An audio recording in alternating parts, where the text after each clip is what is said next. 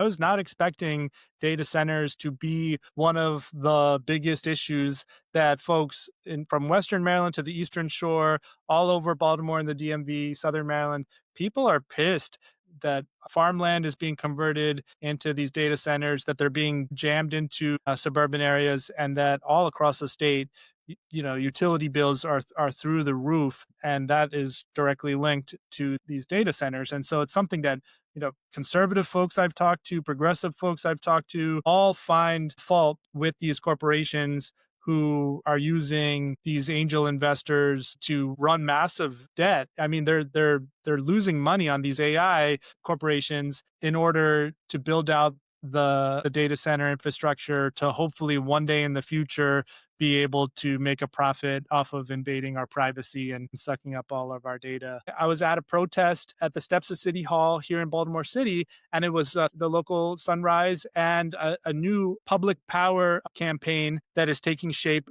in Baltimore, which is saying that people through their municipalities or their counties should control the means of electricity generation, right?